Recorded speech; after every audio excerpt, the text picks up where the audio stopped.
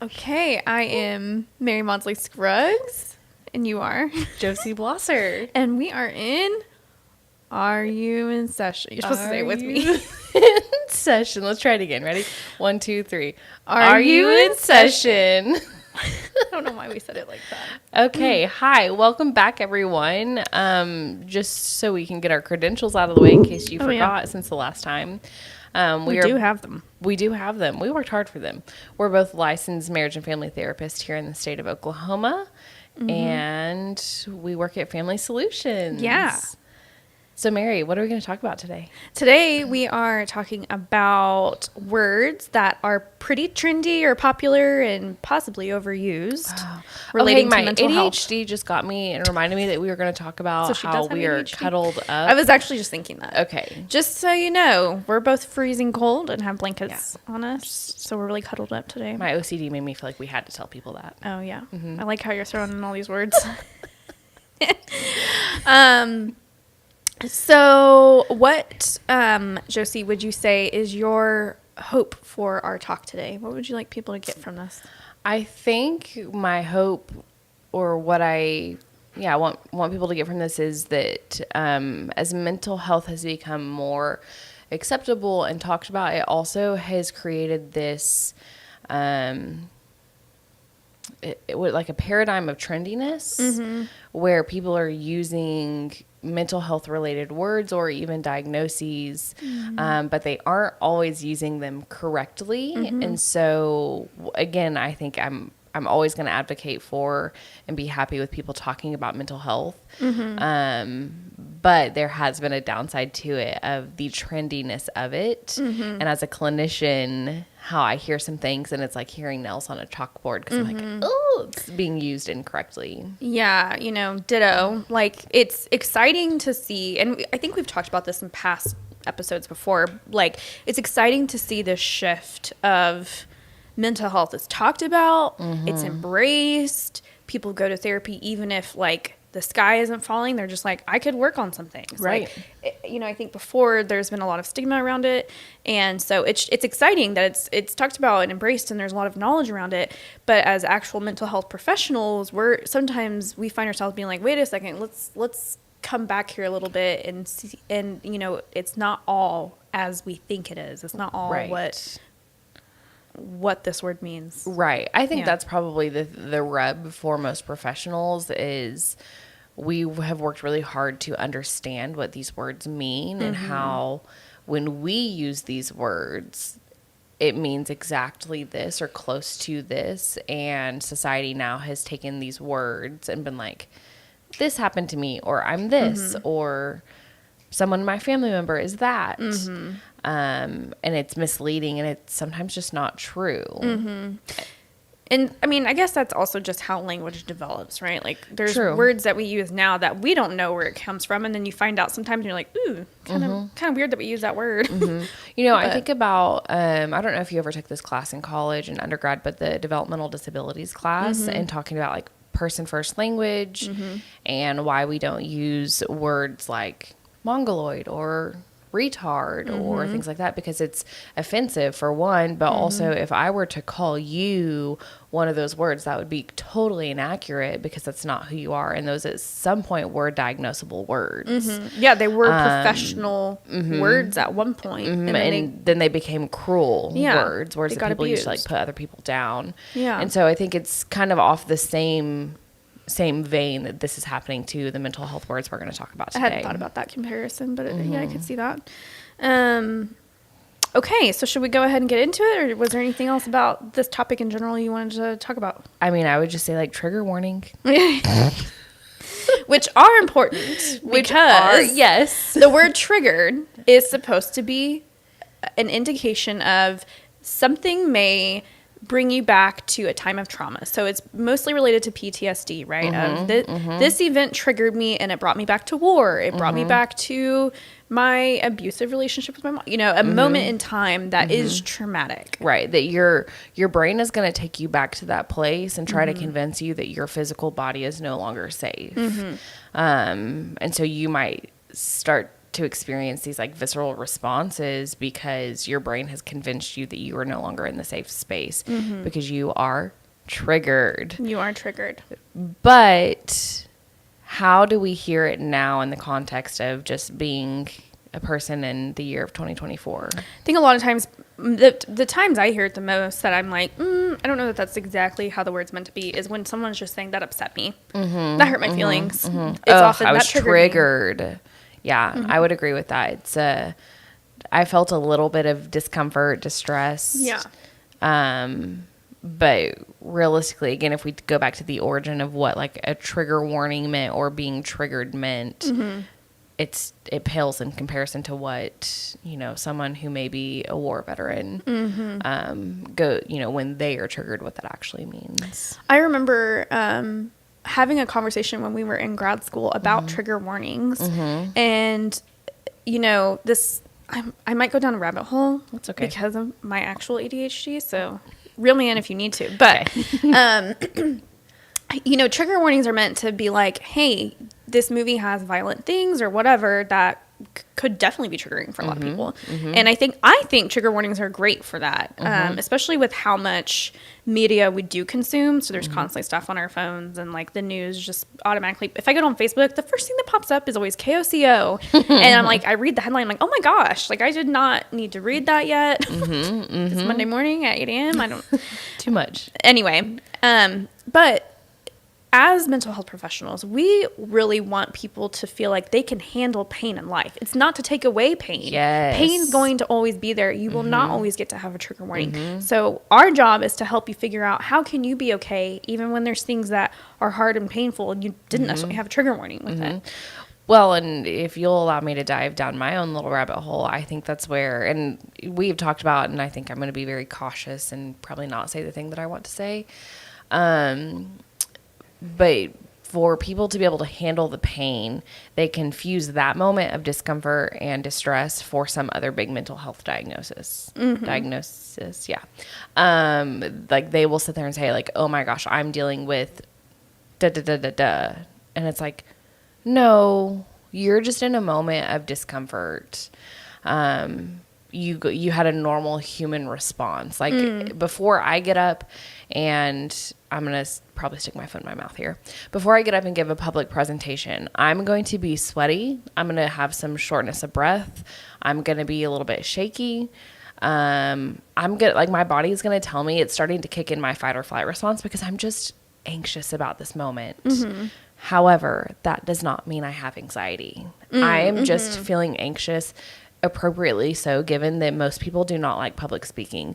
But I'm not going to sit there and tell everyone that I have anxiety. Sure. Like, you having the feeling does not determine your overall identity. I mean, a diagnosis doesn't determine your identity, but it does not determine a diagnosis. Right. Yeah. And if I went to a mental health professional or a psychiatrist and I said, hey, here are my symptoms, I would not qualify for the diagnosis of generalized anxiety disorder because it was in that moment. It was very appropriate, my response. Yeah. And so I think that's where I oftentimes am frustrated, or I hear people like use a diagnosis out of turn or out of line. Right. Where it's like, hey, what you don't know, and you shouldn't know it because you're not a professional and you've never studied this, is that for someone to get a diagnosis of anxiety, depression, and we're using like layman terms for that,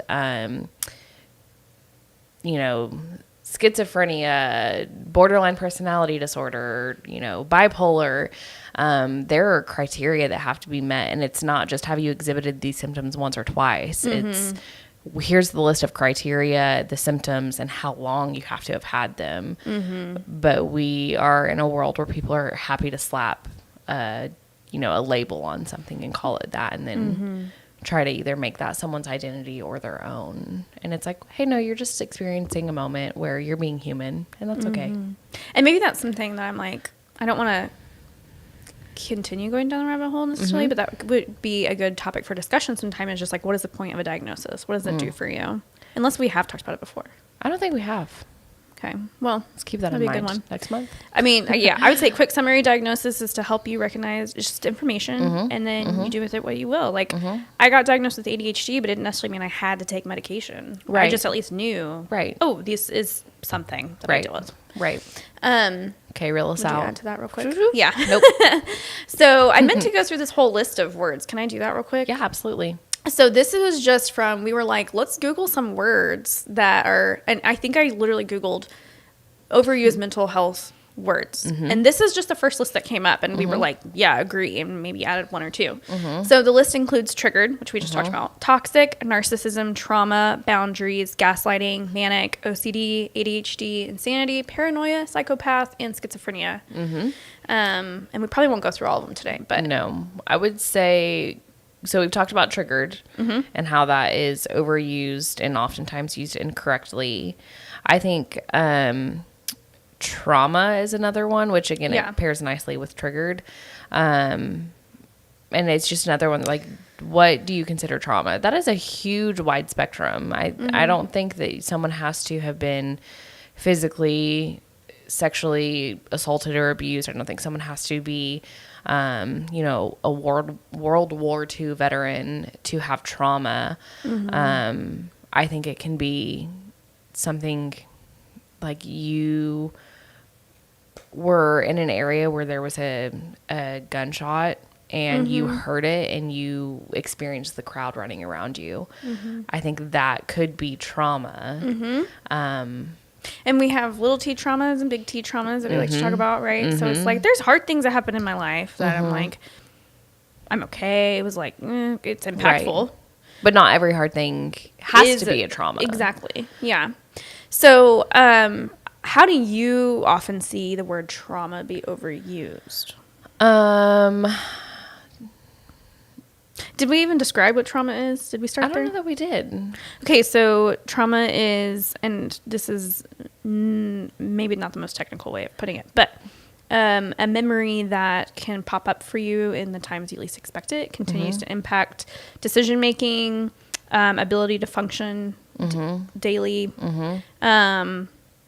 What else would you say? I would say it, when the trauma shows up in unexpected moments, it triggers your fight or flight response. So again, it's making your body feel like you're not safe. You're in panic. Yeah.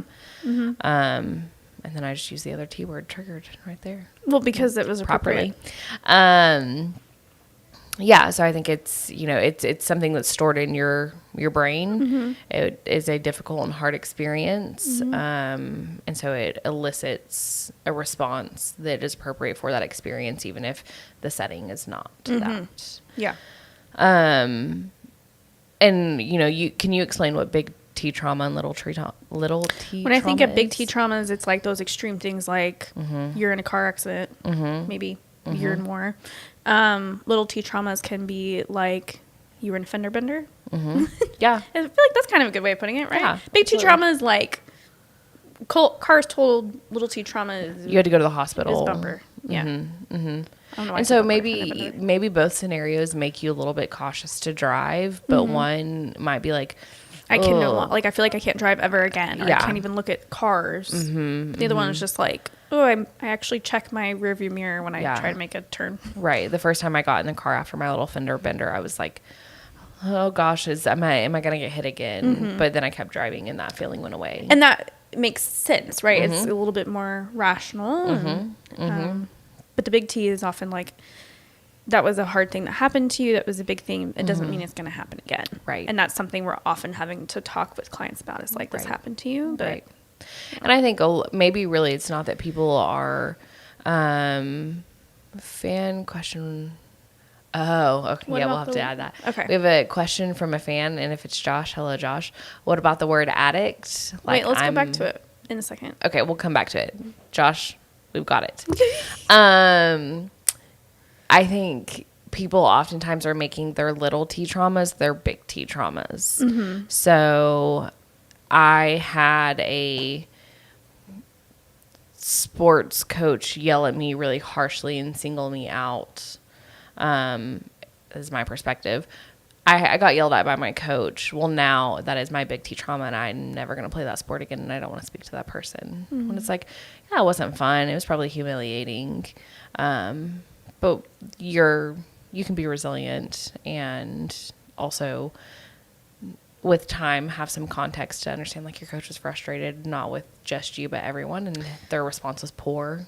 Well, and, everyone's different. And context is different. It's not nature versus nurture. It's both. At least that's my belief. Yeah. And so for some people, maybe that could be kind of a big T trauma. That's true. And it's hard to think of that being the case, but it could be kind of. But I think it's all about perspective, right? Of like, well, how is it impacting you now? And I think that's where it can be kind of frustrating to hear people be like, oh, this is my trauma, or that was traumatic for me, because it's like, that was probably a hard time, and it probably still is like, I don't like thinking about it, but it's not impacting your life to the same degree. Right. Absolutely. And maybe that's really kind of the measurement of trauma, is like, how much is it impacting your life post-event? And on that note, that kind of reminds me of the question, which was, what about I'm addicted to, like the word addiction. And I feel like that's another thing where it's like, guilty. I use that. yeah. I mean, it's like, I'm addicted to coffee. Well, I probably am addicted to caffeine. That's not a good example. Because you would have some withdrawals. Probably a little caffeine headache. I'm addicted to nerds clusters. Okay, but are you? Because, like, if you think about giving them up, do you think you could live your life okay? I have a bag in my office, and I think if I was truly addicted, it would be an empty bag in my office. You would have gone through several bags. Absolutely. Every day. And it's been in there since the beginning of July, so. Yeah. And I think what people are trying to say is like, oh my gosh, I love this I have them often. Yeah, I have it often. Without understanding, like, hey, if we're going to qualify something as, or qualify a person as an addict or being addicted to, there's, again, criteria, which is like, it impacts your daily functioning. That's what we should have done, is brought the DSM. We should have. We have it, but I don't know if I actually want to do the legwork right now. So feel free to look into it, you guys. Yeah. There's been failed attempts to stop or to successfully stop. Yeah. It's getting you in money trouble. Now, if I bought the nerds clusters all the time. I'm picturing this now. I'd just have a room full of nerds. Both the pink and the blue kind. Josie, you have to let go of the nerds. My teeth, that would be a sign of me being an addict, because my teeth would be rotted out from all that sugar. Yeah. Because I probably wouldn't take the time to brush them, because I'd just be chomping on my nerds clusters. Yeah, so addicted to probably is one of those overused common ones. I didn't even think about that, because I think I often say that as well. But there are people who actually have addictions. We work with them. Absolutely. And I would never wish upon myself the struggle of addiction that I have worked with people of, like, because it's hard. Yeah. And it does damage. Yeah. Yeah. So that was a great, that's a whole other question. Episode. Okay. So narcissism. Ooh. Not everyone you know who is a jerk is a narcissist. Correct. Not everyone who maybe is mean to you is a narcissist. Not everyone who comes off as confident and a know-it-all is a narcissist. This is one that I would like to pull a DSM-5 out for, but narcissism is a diagnosis. There are people who are diagnosed with it. It's a personality disorder. That's a good diagnosis. It is a personality disorder. I wonder, this is something I'd be curious to do more research on. Why is suddenly everyone thinking that everyone's a narcissist? Why is that? Has there been some, like, movie or song or something that... I don't think... Maybe it's just another common thing that people are like... I mean, I feel like I've always heard it, but I think it has taken a huge leap. Narcolepsy? I know that book doesn't have the tabs. My book has tabs on it. Personality disorder, page 645.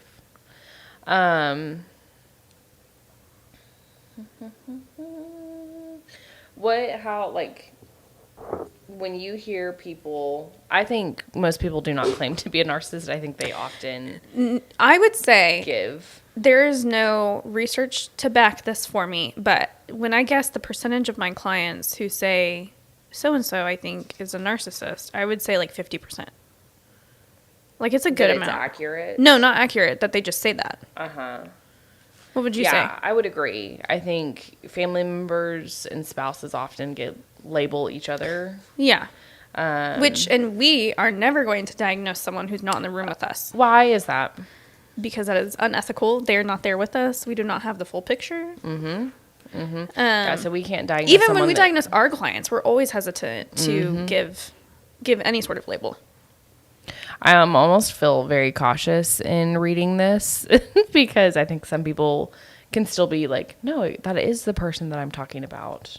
And if they are, then you can encourage them to get an assessment. That is true. Absolutely. Do you want me to read the criteria? Yeah. Is it pretty long? Can you give us the cliff notes? There's 9. Yeah, I can give. So this is a pervasive pattern of grandiosity, a need for admiration, a lack of empathy, beginning by early adulthood and present in a variety of contexts, as indicated by 5 or more. So there has to be 5 of the 9. So the grandiose self importance, that need to be recognized or superior, preoccupied with fantasies of unlimited success, power, brilliance, beauty, or ideal love, believes that he or she is special and unique and can only be understood by high status people, requires excessive admiration, has a sense of entitlement, is interpersonally exploitative. So that could be like manipulative, takes advantage of, lacks empathy, so doesn't acknowledge the needs of others, is often envious of others, so why do they have what I don't, and shows arrogant, haughty behaviors or attitudes. Thank you for that. But if it's just 1 or 2 of those things, they don't meet criteria for the personality disorder. And something like, I'm having a thought. I think a lot of times people like to say so-and-so is a narcissist because I think for them, they have to remember this person's probably never going to change. Yeah. And so if they had the diagnosis, they could know, like, this is who they are. This is a diagnosis that they have. And, like, that's not something that may just, like, change overnight. And so as we're talking about this, I'm realizing I think a lot of times people kind of do that for themselves to think this person may never change and I can't have the expectations that they will. But I usually am trying to help them figure out, like, what else could it be? Could it be emotional immaturity? Could it be like an addiction? Is it some childhood stuff popping up that they need this attention now? Yeah. Like it could be many other things happening that impacts your relationship with them. And it's not to take away your experience. It can still be really hard and hurtful and to know that, like, they may not be able to meet the expectations I have, but it doesn't mean they're a narcissist. Or it could. Right. I don't know. Right. We don't know because they're not in our office for us to diagnose. Yeah. Yeah. And I think another word that goes with, if someone's claiming that a person is a narcissist, I'm going to guess what you're going to say. Gaslighting. Yeah. Also, I would like to hop back just a second. Let's rewind. I like to say, if someone's like, oh my gosh, this person is a narcissist, I will often say they may demonstrate narcissistic tendencies. Because, hello, I know I can. Sometimes I think I'm self-important. Sometimes I'm jealous of other people. You shouldn't be jealous of other people. Sometimes I feel very entitled. And I even, like, I have a hard time restraining myself from behaving that way. Are you a narcissist? I may be. If I'm asking the question, then no. That's my first. Your first thought. Yeah. So again, like, I think we all have tendencies of some of these diagnoses. That doesn't mean we are diagnosable. And I also want to make the note of, if people do have a narcissism diagnosis, like, I feel like I've seen people who have that personality disorder and are aware of it. They are often trying to figure out how to work with it, which is the point of any diagnosis, right? How do I work with this, not against it? How do I have healthy relationships with this diagnosis? How do I fight my natural tendency and replace it with healthier tendencies? Because it's obviously hurting people a lot of the times. Not always, but I feel like I should make that note. So, anywho, back to gaslighting. Gaslighting. Ooh. Gaslighting means, and we've talked about this, I think, before, and Josh Nichols has some great writing blogs, I think, about it on our website. Yep. Just going to give him that little plug. I mean, if we're going to talk about a word that's overused, and I think we learned this because of Josh's, like, research and writing about it, that in 2021 it was the Merriam-Webster's most used or looked up word or something like that. Yeah. So it had a lot of attention. I love the word as a professional because it does explain an experience that people often have and are left thinking, am I crazy is the word we use. Like, do you just find yourself asking yourself that? So gaslighting means, like creating a, how would you describe it? I would say gaslighting is the... See, we should have gotten these definitions. I know we should have. It's the experience of someone making you question your own reality. Yes. So beautiful. If I sat here and said, Mary, we are not being recorded right now. We're not talking into microphones. You're crazy for thinking that. You and I are just having a conversation about trendy mental health words, and I beat you down to the point that you're like, man, was I making that up? I could have sworn we were being recorded and talking into microphones. Yeah. I'm like, no, like that's wild. How could you even think that? And there's many forms of gaslighting. I think that's what Josh wrote about. Yeah. And you walk away thinking that my reality was right and yours was wrong. Yeah. Yeah. And of course it's going to make you question a lot of other things in your life. If you're like, well, if I don't have that right, and what else do I have wrong? Right. So how do you often see it overused? I think it is overused when someone offers a different perspective. Like if I said, hey, Hannah was in the office with us and she was working really hard on her computer while we did our podcast, but you could see Hannah from a different angle and you could see that Hannah was watching Netflix on her computer. And you try to convince me of that. I could sit there and say, like, you're gaslighting me. No, she wasn't. I saw her but it's diligently. Just different perspective. Yeah, and it's really like, well, some things we know to be true. Hannah was in here and she's on her computer. I just couldn't see what she was doing, and you could. Yeah, I think that's kind of what I see a lot, where it's like, it's miscommunication. It's not the right language that you're using. So if you're like, no, you're wrong, this is what happened. It's like, you're saying this as a definite. When instead what I could be saying is, oh, it's interesting that you saw it that way. What I saw, I'm pretty sure I saw Netflix there. Like, I think she wasn't working really hard. And so I think language can play a part in that, because it's like, no, you're wrong. When it's, they're not even necessarily trying to be manipulative. They're just debating on whose perspective was correct. Right. Which is also kind of silly. And I think, that's where the intent of gaslighting is not known. Like, gaslighting is meant to be used as a power play in abusive relationships, so that I, or someone who is abusive, can continue to do things that are hurtful and harmful, and then make you believe or question if it ever actually happened, or that it was my fault versus yours. Yeah, it comes down to power and control. Yeah. Versus just like disagreement. Yeah. Yes. And like, sometimes in the disagreement, it's like, it probably did feel a little gaslighty. Like, maybe you were like, am I crazy? But it does not mean that is what necessarily was happening. Sure. So in moments like, if you're like, was I a little bit crazy? No. You just had a different perspective or a different experience. But I could understand if you hear someone else's experience, how you're like, do I need to go get checked out? Yeah. Because if it does seem to be completely different than yours, then I can understand where that is very scary. So, but it doesn't always mean you're being gaslit, because that depends on the other person's intention. Yeah. Yes. So, like we said, go check out Josh's resources for that. Yeah, he has some interesting stuff. Do you want to go to toxic? This is my big one. Yeah. Talk to me about it. Okay, toxic isn't even necessarily like a you can't mental find that health in the DSM word. Anywhere. I think that's truly just a trendy poisonous thing. Yeah, but it's used a lot in regards to like relationships. That relationship is toxic. Yeah. And I'm just going to rant a little bit as to why it frustrates me. Pop off, sis. So I can understand this relationship is unhealthy, or that person frustrates me, that person hurts me. There's a lot of feelings there, and I get it. But to be like, that person is toxic, it can kind of create a scenario where it's like, that is a bad person. You are the victim, and you are not necessarily the victim in this scenario, depending on what the situation is. Right. Unless, of course, it's an abusive situation. But sometimes, like, you spilled my sweet tea, now you're a toxic person. Sorry, I didn't mean to. Yeah, I tried to share mine. That was a really bad example. But I just get frustrated about that, because I think it takes responsibility away from the person who's describing the other person as toxic. That's just really toxic. It's okay.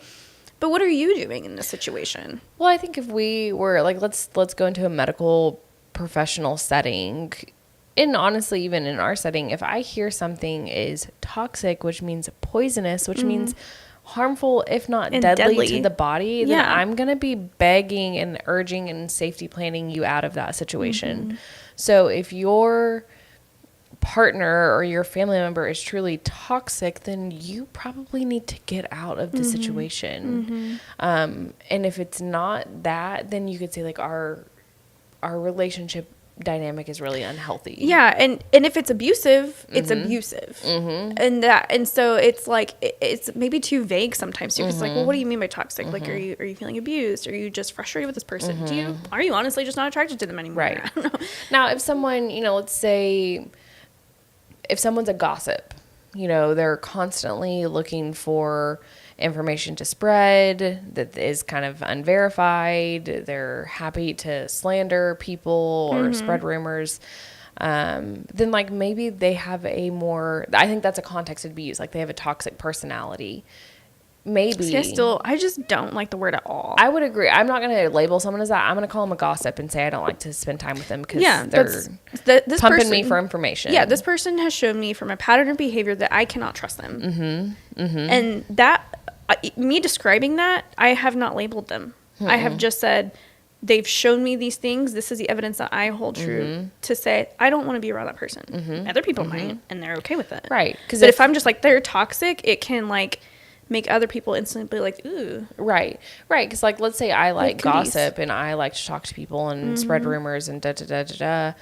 Well, that may not work for you because that's, against your morals and your values. But for someone else who also thrives on the drama and the gossip, they might be like, Josie's not toxic. Yeah. And we would have our own little gossipy relationship. Yeah. So I just don't ever like it being used unless it's talking about substances that may cause death or harm. Well, and again, I think, probably much like the word trauma, like it's trying to describe something to let someone know how significant this person or event was. But I think I wish people would stop and consider, like, if I sit there and label this person as toxic, what are the implications of that? Yeah, if I was eating something that was toxic, I would immediately stop and go get care. Yeah. So just feels a little unfair. Yeah. Feels a little manipulative, perhaps. It's my boundary that I don't label people as nice toxic. Segue. Thank you. So what is a boundary, Josie? What is a boundary? So I think for me, when I think of what is a boundary, it is it's a limit or a rule or just an expectation. I'd probably call it an expectation. Feels good, yeah. That I have in relationships or even with myself. And if I cross that boundary, I will have disrespected or dishonored myself or the understanding that I have created with someone. And there's probably going to be a negative outcome of that, which could feel like a consequence. Yeah. Boundaries are meant to protect relationships. There are different kinds. There's the rigid one, which is like closed off. We have no contact essentially for the most part. There's porous where it's like, I don't really have a boundary. Like come sit on my lap. Things are That's not flowing in at and all. out. And then there's the healthy in between, right? Of like, I have my limitations to things I'm okay with. But it can be adaptable if it needs to be. Yes. Boundaries can always be, that's why I'm always telling people, boundaries can be flexible. What you need right now doesn't necessarily mean that's what you're going to need in 24 hours and 24 months. Right. Well, and I think I love that you said that of like boundaries are meant to protect and preserve health. Yes. And so like, I'm sure I've mentioned before, because gosh, if people don't know that I love ice cream, then I've been failing. I love ice cream. It is a boundary that I don't eat ice cream every single night, even though I might want to. And I do it to preserve my own health. Not because I don't think food is good or bad, but I know overall the nutritional value of it is lesser than I want it to be. And if I ate it every night, I would probably skip dinner half the time. And it could impact you eating other foods that your body needs. Exactly. So, and the other boundaries are to protect the self, but they're also to protect relationships. And that's something too. I often try to, when we have a lot of, and I think there were some articles that came out about this recently. We have a lot of people cutting off relationships. And if that's what you need to do, that's what you need to do. But it's not the only answer. And that's what I'm always trying to challenge my clients with, is like, maybe your relationship just needs to look different and it's not ever going to look the way you want it to. But what are the boundaries that you can create where you're still allowing this relationship to exist? You're not cutting them off, but it doesn't look unhealthy anymore necessarily for you. You know, I think if I were to give like context or explanation, what I would say is like, okay, for me in a healthy romantic relationship, I would say my boundary is that my partner does not engage in a romantic relationship with another person. You want a monogamous relationship. I want a monogamous relationship. So in this case, my partner cannot go have emotional intimacy, sexual intimacy, physical or mental intimacy with a person that it could lead to a romantic relationship outside of our relationship. However, I'm not going to sit there and tell my partner that they can never speak to another woman again. Yeah. Like, to me, that's a wild boundary. Yeah. Because one, that's probably not realistic. Controlling. And two, it's controlling. And then but it can be, the word boundary can be used to say, that's just my boundary. Like, I know, I kind of mentioned earlier when we were talking before this, like, that Jonah Hill stuff came out. And there were a lot of people just talking about how he used therapy terms in it. And I'm not going to say what my opinion was necessarily. I just know that people were saying, like, he was using the word, that's my boundary, as a way to control. And that can feel confusing. And that's why part of the reason we're talking about this today is, like, if you use a mental health type of word, it's like, well, I guess I should respect that. But no. And that's the other thing, too. You can say, my boundary is to have a monogamous relationship. And your partner can say, I don't want to. Right. And you can't make them. But then you have to set the consequence of, I'm out. Yeah. And I think that's the thing of like, okay, we get to discuss, do we need to change boundaries so that we can both be mostly satisfied? Or do I get to say, hey, this is my expectation and you cannot meet it? And that is okay. You don't want to meet it. Now I know that we are no longer compatible. You know, best of luck. Information. Yeah. How do you often see it be overused? I think oftentimes people, much like the Jonah Hill situation, which again, we're not going to share our opinion on it, we'll sit there and say like, that's my boundary, when it's like, no, like you're just saying you don't like this. Yeah. Like I could sit there, I'm gonna catch a lot of flack here. I could say like, my boundary is that I don't drink Dr. Pepper. No, because me drinking or not drinking Dr. Pepper doesn't really preserve my health or safety of anything. I just don't really like Dr. Pepper. I'd much rather have a Coke. So you're saying it kind of depends on like the context and what exactly they're really trying to say. You can see it get messy with the way people use it. Yeah. And it can also just be like, I don't know.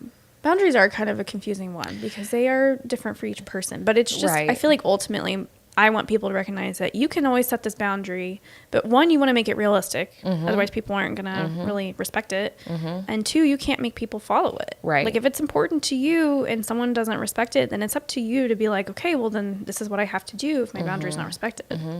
You know, I think a question I often get asked a lot is like, does this boundary always have to exist? And again, that goes back to, no, the boundary does not have to. Yeah. It can, you know, I think we work in the world of addiction. Oftentimes the boundaries that we set for people who are initially recovering from some type of addiction, they're very rigid. I'm not ever going to tell someone who struggles with alcoholism that they should go hang out at a bar. I'm going to say the boundary is that you do not need to go to places that easily provide alcohol and that is just the beverage that's flowing. I'm going to say you need to stay away from those places and even stay away from people who often drink excessively. And they might say, ugh, am I always going to have to do that? Like, can I never go to the bar section in Chili's again? You don't have to do anything. Yeah. And I'm saying, you know, here's what I'm strongly encouraging you to consider. And no, it may not always be this way, but until you have better control of yourself and discipline over your addictive thing, then you should probably stay away from it. Yeah. And then we get into the conversation of and how is going to a bar healthy for you? Because again, boundaries are meant to preserve health and safety. Right. So, okay. What's can we another do one? the OCD and ADHD, and then we'll probably need to wrap it up. Okay, so I think those are two big diagnoses that are often people say like, "Oh my gosh, it's my ADHD," or yeah, you're like, "OMG is my." It is my ADHD though. Well, for you it is. For me, it is not. Or like, yeah, my OCD didn't let me leave the house. Yeah.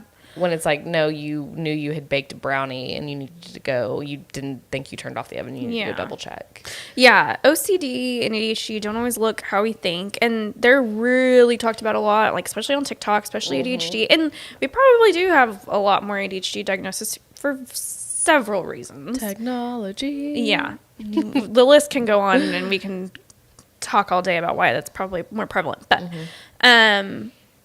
sometimes people just get distracted. Yeah. Sometimes people are just excited. Right. Sometimes people like have an itch that they can't seem to scratch enough. I'm talking about OCD here of like we didn't define them. Should we do that? Oh, yes. Okay. So OCD is obsessive compulsive disorder. Oftentimes it's obsessive thoughts and compulsive behaviors paired together. And they're not rational. Right. And they can leave people feeling pretty miserable. So pretty common things like people may feel like they can't leave their house until they have locked the door 10 times and flicked the lights on and off 6. Or they have these like ruminative thoughts that they're just uncontrollable, just obsessive. And then ADHD is attention deficit hyperactivity disorder. And now I don't know if people realize this, but like ADD is not really a thing. It's mostly just ADHD, and there's different types. Is it like inattentive type? And combined and hyperactive. Yeah. So, anywho, sorry, what were you saying? Because I have ADHD. Because you do have ADHD. But I laugh because, so Mary, you have ADHD. I do not. You don't think you do. Mary tries really hard to convince me. I gaslight she gaslights me. Just kidding. You're toxic.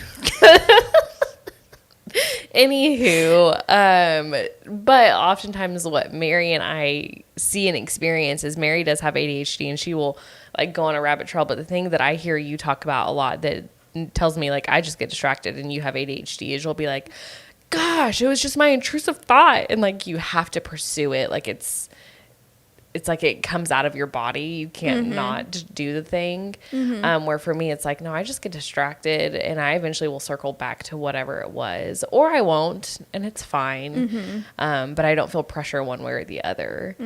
But when I get distracted, it doesn't mean I have ADHD. It just means my brain's probably overstimulated. Yeah. And there's a lot that goes with ADHD and it can look different for different people because like it does have different types.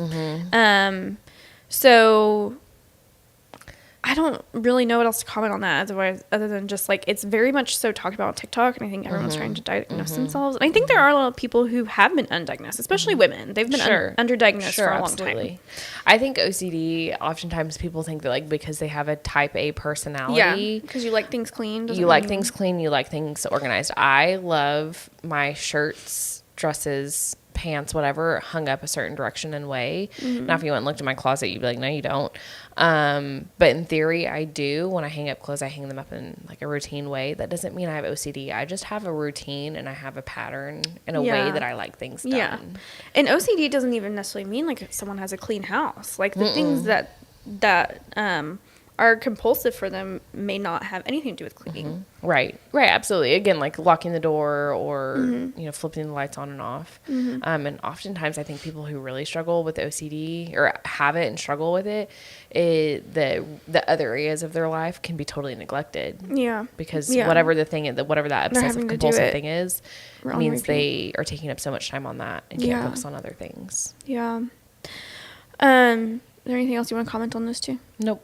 So it's kind of fun to break down these words. It also makes me a little nervous for some reason to, I think, talk about these just because I want my main goal, is to just recognize like these words do have meaning and are very much so a reality for a lot of people. Absolutely. And so that's the problem with them being overused is it can kind of desensitize our society to these certain words, and then we don't take them seriously, and that's disappointing. Absolutely. Yeah, because I think if I hear someone just kind of casually talking about this person with narcissism in their life, I internally like roll my eyes and be like, yeah, okay, whatever. When heck, that very well could be true, and that could yield to a abusive relationship. But because I've heard it from every other person on social media or every other person in my life, that I'm like, you don't even know what that means. Which then I should be curious and be like, tell me about that. Well, yeah, I was gonna say, like, I think as professionals, we usually know to be more curious about it anyway. Even if at first, like, I'm hesitant to think in my mind, like, yeah, maybe, no matter what, even if the context warrants it, I still am just like, tell me more. I think what I would hope for people to like listen to this and walk away with it and be like, the words I speak matter and they have an impact on people. And so I should be mindful of the words I use and the meaning of the words I use. And so maybe I'm not going to say this word so lightly because for someone somewhere it does mean something. It's kind of just that old, that tale of the boy who cried wolf. Like, your experience is your experience and your narrative is your narrative, and something may be uncomfortable or hurtful. But to recognize that some words mean more than what you think. Yeah. And I think, I mean, I say this often, like, say what you mean and mean what you say. But to mean what you say, you have to know what that is. So. Yeah. Yeah, that's true. Well, I had fun. I think we could probably sit in here for another hour and keep talking. When we didn't go through all the words and... I'd be curious to know if anyone, has a word that we left off that they feel like is overused or it's really trendy and maybe not used in the appropriate way, what that word is. And of course, if you guys have any questions about the things that we have listed or discussed, like, let us know. We'd be happy to get back to you and answer them. And a lot of what we talked about today was very subjective. Like, I would love to hear other people's opinions where they disagree with overused or whatever. Yeah. I'm kind of curious. Have a friendly debate. A friendly debate, yes. Okay, well, and then maybe next week or next month we'll talk about like the importance of diagnosing criteria, all that stuff, and maybe why we don't like diagnosing as LMFTs as specifically. Therapists. Yeah, no shade to anyone else. Okay, well, we will see you next month, which was actually in 6 days, but we will not see you in 6 days whenever Mary and I get our heads together and do our next podcast. But surely next time I'm like, are you in session? And she says no. I'm like, let's go to our live. Exactly. We're busy. Okay. Well, either way, thank you for watching. Be sure to like, subscribe, share with all of your friends and family. Not only Are You in Session, but all of our other podcasts that Recovery TV makes. Yep. So thanks. See you next time.